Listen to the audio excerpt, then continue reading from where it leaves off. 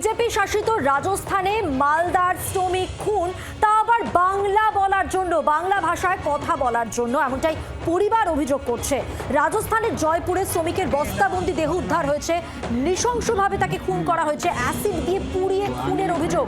পরিযায়ী শ্রমিককে, মৃত যুবকের নাম শেখ সাহান, হরিশ্চন্দ্রপুরের ভিঙ্গল গ্রাম পঞ্চায়েতের বাসিন্দা। এই শেখ সাহান 5 বছর ধরে রাজস্থানে থাকতেন। তিনি প্লাস্টিক কুড়োনোর কাজ করতেন রাজস্থানে এবং তার বস্তাবন্দি দেহ উদ্ধার হয়েছে।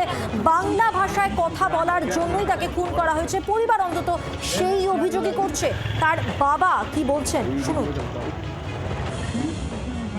ছেলে ওখানে তোর দলিতে বস্তার মধ্যে কাটানো আছে, মানে মোড়ানো আছে বস্তার মধ্যে।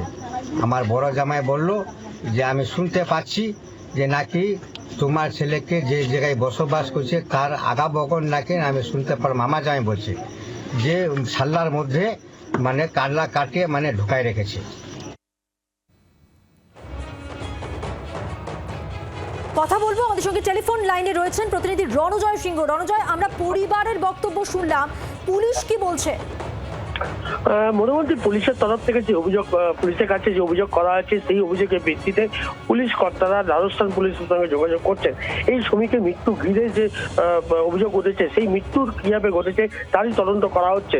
মূলত পরিবারের তরফ থেকে অভিযোগ করা হয়েছে যে তাকে এই শ্রমিকের শরীরে অ্যাসিড দিয়ে তাকে খুন করে বস্তায় বন্দি করে মেরে ফেলা হয়। পরিযায়ী শ্রমিক হিসাবে ভিন রাজ্যের সে পরিবার নিয়ে দীর্ঘ কয়েক বছর ধরে সেখানে থাকে জয়পুর এলাকায় এবং এবং এবং সেখানেই তার পরিবার ছিলেন এবং মালদায় তিনি আসার উদ্দেশ্যে মালদায় আসার উদ্দেশ্যে স্থানীয় স্টেশন যে রয়েছে সেখানে ট্রেনের টিকিট কাটতে তিনি যান। তারপর থেকে তার খোঁজ পাওয়া যায়নি, এমনটাই কিন্তু অভিযোগ। এবং তারপর তার মৃতদেহ উদ্ধার হয়। পুরো ঘটনা ঘিরে কিন্তু তদন্ত শুরু করেছে মালদার হরিশ্চন্দ্রপুর থানার পুলিশ এবং রাজস্থান পুলিশের সঙ্গে যোগাযোগ করা হচ্ছে পুরো বিষয়টি জানার জন্য। যদিও এই ঘটনা ঘিরে কিন্তু পরিবারের তরফ থেকে যে অভিযোগ করছে যে বাংলা ভাষায় কথা বলতেন এবং সেই বাংলা ভাষায় কথা বলার জন্য বিজেপি শাসিত রাজ্যে তাকে খুন করা হয়। এই পিছনে নিছক বাঙালি হিসাবে তার পরিচয় রয়েছে এবং বাংলাদেশি সন্দেহ খুন করা হয়েছে এমনটা কিন্তু মনে করা হচ্ছে। যদিও এখনো পর্যন্ত পুলিশ এই তথ্য বিশ্বাস করতে চাইছে না। রাজস্থান পুলিশের সঙ্গে যোগাযোগ করে পুরো বিষয়টি খোঁজ খবর নিয়ে পুরো স্পষ্ট হবে। তবে এই ঘটনা ঘিরে কিন্তু আবার যে পরিযায়ী শ্রমিক, বাংলার পরিযায়ী শ্রমিক।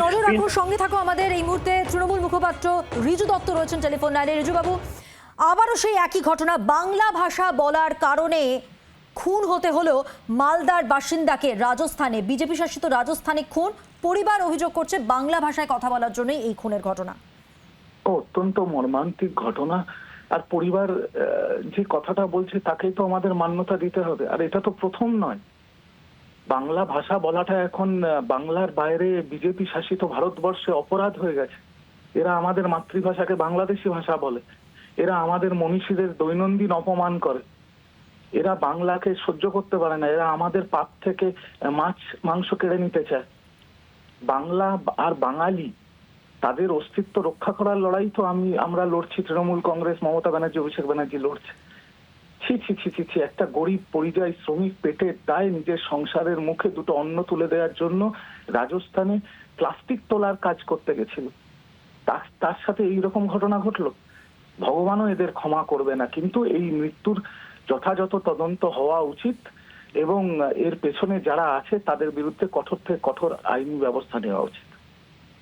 অনেক ধন্যবাদ কথা বলার জন্য। ধন্যবাদ রণজয় তোমাকেও। আর এই ঘটনা নিয়ে দিলীপ ঘোষের বক্তব্য রয়েছে, তিনি কি বলছেন শোনাবো। ঝাড়খণ্ডে যখন মারা গেল পরিযায়ী শ্রমিক, তখন কি হলো? ওখানে বিজেপি শাসক নেই বলে ওখানে কিন্তু বিরোধিতা করা যাবে না। তো এইসব সিলেক্টিভ যে পলিটিক্স, এগুলো বন্ধ করা হোক, ড্রামা। এই 50 লক্ষ লোক বাংলার বাইরে আছে, কে কোথায় মারা যাচ্ছে, কি হচ্ছে, কে গিয়ে ক্রাইম করছে তাকে দেখিয়ে দেওয়া হচ্ছে। প্রায় পরিযায়ী বাংলাদেশ থেকে এসে চলে যাচ্ছে ওখানে, দিয়ে ক্রাইম করছে, তা সে মারা যাবে। কেউ তাকে মারছে, পুলিশ ধরছে, সেটাকে পরিযায়ী শ্রমিক বানিয়ে দেওয়া হচ্ছে।